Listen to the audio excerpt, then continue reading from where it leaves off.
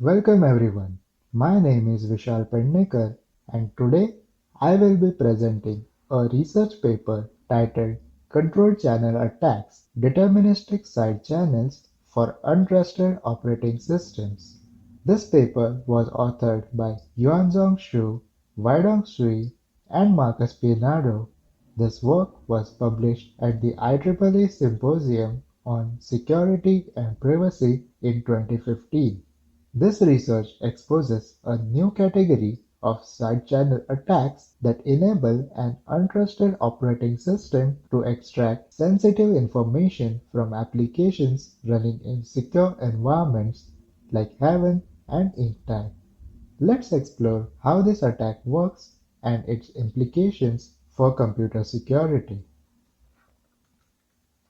Computers today run a vast number of legacy applications on operating systems that are vulnerable to exploits. To address this, researchers have developed shielding systems like Haven and Inktype, which isolate applications from the operating system. Shielding systems create trusted execution environments where applications can run securely even if the underlying operating system is compromised. However, this paper demonstrates that an untrusted operating system can still leak information through a powerful new method, controlled channel attacks. Let's take a look on background of shielding systems. Shielding systems work by isolating applications from the operating system, preventing it from accessing application memory. Examples include Haven, which uses Intel Software Guard Extensions or SGX for short, and Inttype, which relies on a hypervisor. These methods are designed to protect sensitive applications from a compromised operating system. However, even though these systems prevent direct access to memory, they do not stop an operating system from observing memory accesses, which creates an attack surface. So, what is a control channel attack? Before we dive into the details of the experiments, let's take a moment to understand what exactly a control channel attack is and why it is so powerful. Traditional security measures assume that if an operating system is blocked from directly reading memory, the application is safe. Control channel attacks break this assumption by leveraging the operating system's control over memory without needing to read its contents. The key idea here is that even if the operating system cannot see the data inside an application's memory, it still controls how and when memory pages are accessed. By carefully monitoring page faults which occur when an application accesses an unmapped or restricted page, the OS can infer what the application is doing. Let's take an example to understand this. Imagine you're reading a book and I am not allowed to look at the pages. However, I can see when you turn the pages, how long you spend on each page, and which sections you revisit frequently. From this, I can infer what you are reading even if I never see the words. Similarly, a control channel attack allows an operating system to infer private information from memory just by watching memory access patterns. Why are control channel attacks dangerous? Why is this so important? Control channel attacks are dangerous because they work against some of the most advanced security solutions today, such as Intel SGX or software guard extensions used in Haven to isolate applications, hypervisor-based shielding systems used in Inktype for secure execution, and cloud computing platforms where customers expect data privacy even from cloud providers. Since control channel attacks do not rely on direct memory access, they bypass many existing security measures. The question is, how effective are these attacks in practice? Let's look at the experiments conducted in this paper. Let's also look at some key contributions of the paper. This research introduces controlled channel attacks as a major security concern for shielding systems. The authors demonstrate how these attacks can be used to extract text documents from applications like FreeType, JPEG images processed by libjpeg, memory layout information, breaking address space layout randomization or ASLR for short. They successfully implement these attacks on Haven and InkTag, proving their effectiveness. How control channel attack works.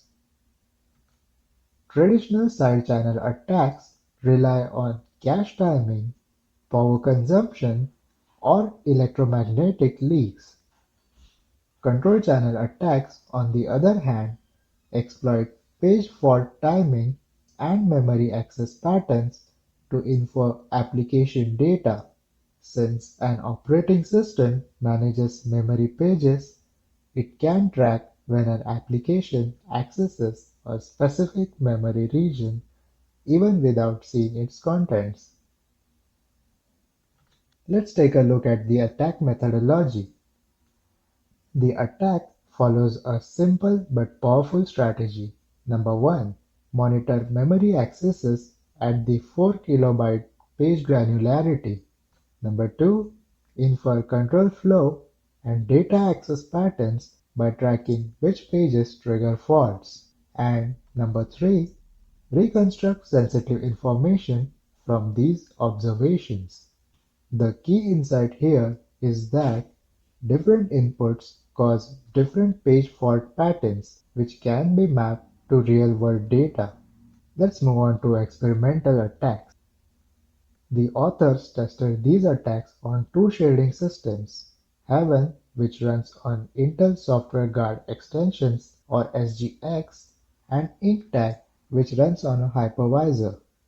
The applications they attacked included FreeType, which is a font rendering library, Hunspell, a spell checking tool, libjpeg, a JPEG decoding library, and ASLR or address space layout randomization, which was bypassed to extract memory layouts.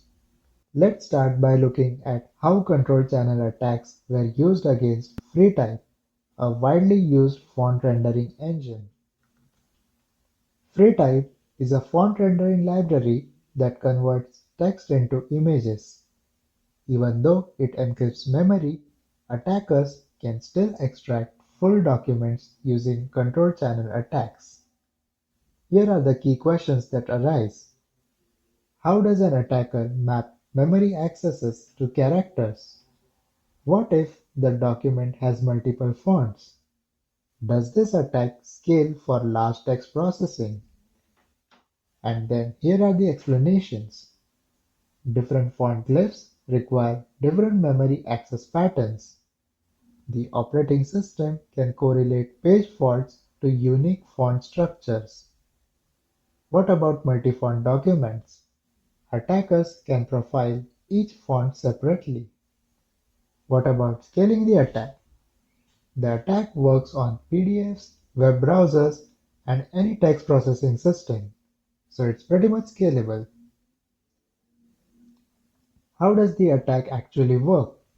So FreeType renders text into images for display on the screen.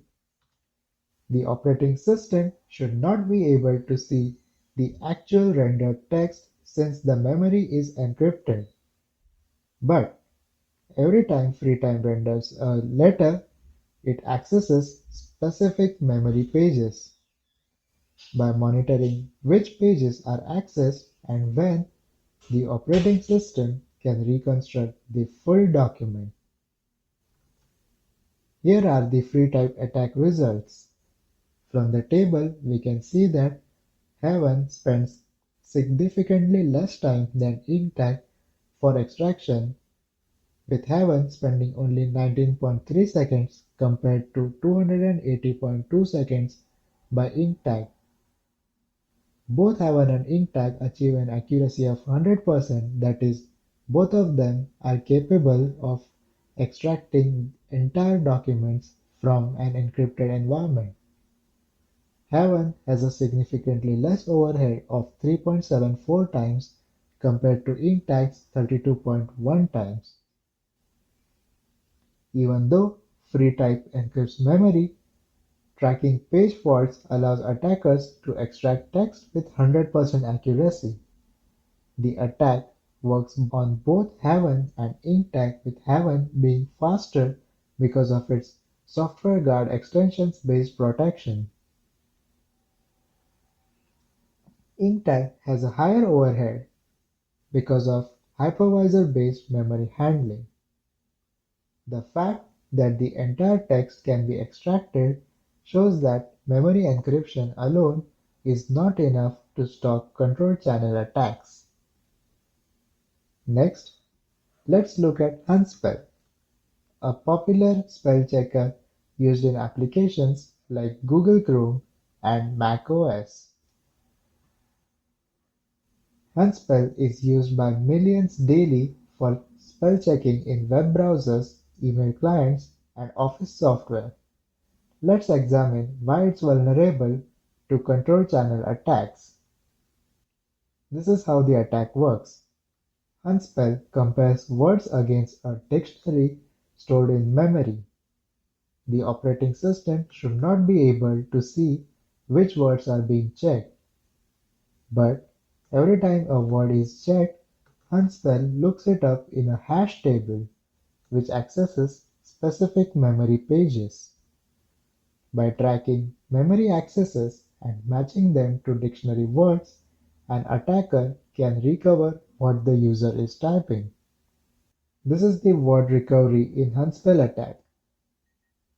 We can see that with Heaven, 88.81% of the words were exactly correct, while it is 90.03% for the Intech.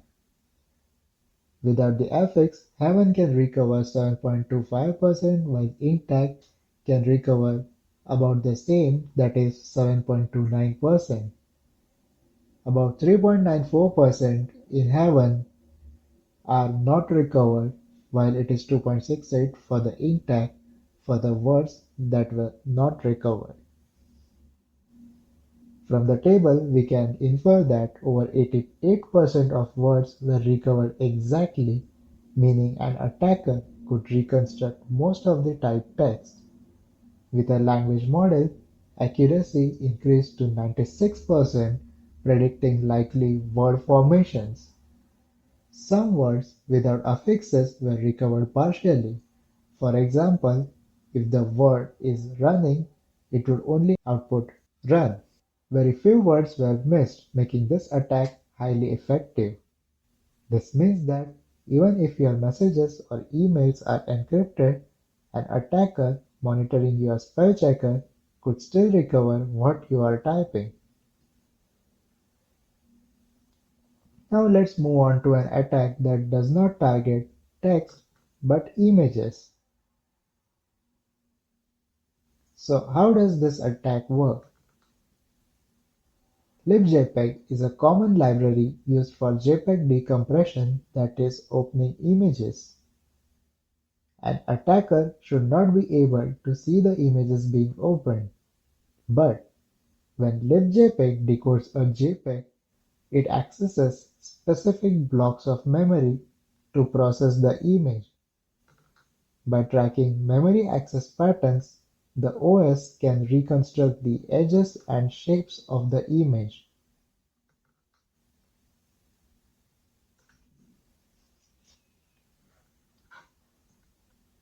It was found out that 98.5% success in extracting image edges, that is, attackers can infer outlines of objects.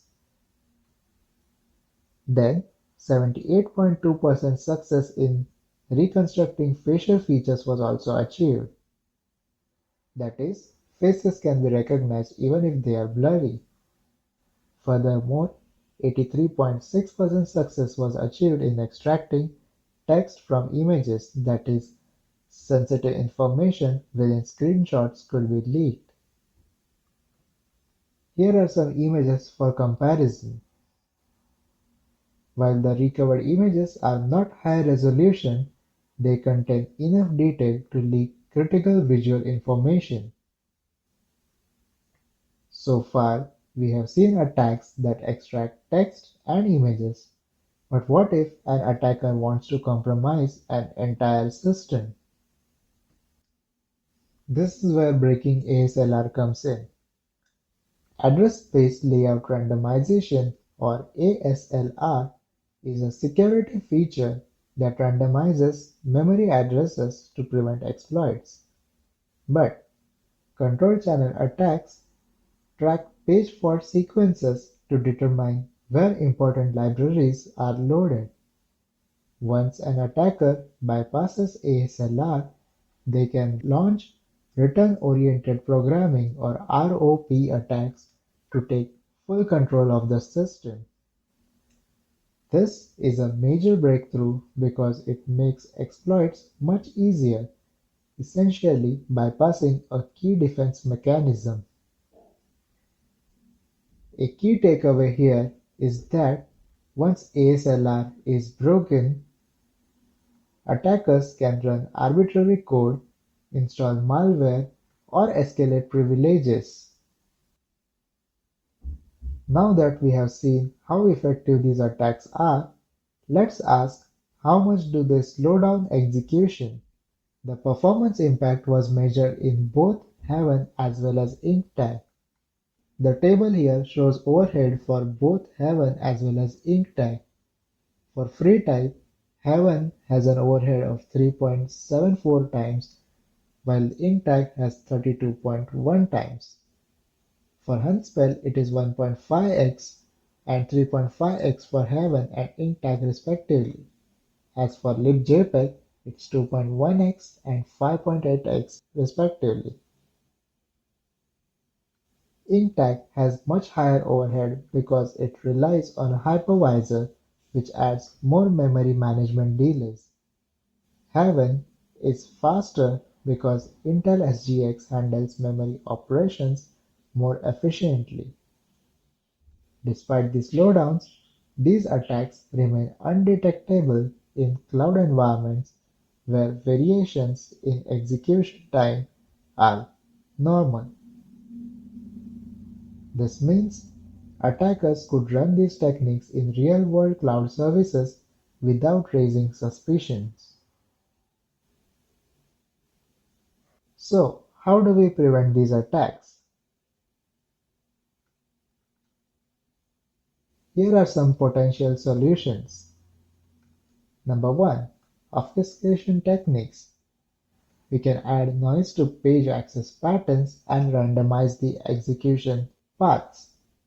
Number 2. Hardware support. Future Intel Software Guard extension updates could limit page fault resolution. And number 3. Detection mechanisms. Use of constant time algorithms to prevent leakage, that is, we can monitor for abnormal page fault behavior. While hardware-based fixes are most effective, they require significant changes, making immediate solutions difficult. Unfortunately, no perfect solution exists yet. These attacks remain a major security concern, especially in cloud computing and encrypted environments. Here are some key takeaways from the presentation. To wrap up, control channel attacks show us that shielding systems are not foolproof. Attackers can extract sensitive data such as text, images, and memory layouts. Even encrypted memory is vulnerable due to page fault monitoring. Performance impact is very small, making attacks practical in real-world environments. there is a need for urgent mitigation strategies.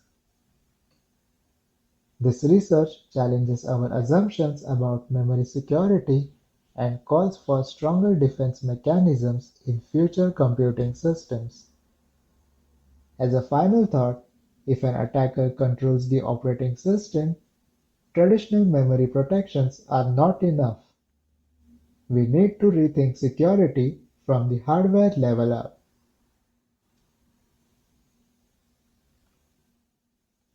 Here are some points for future work and discussions. This research raises important questions.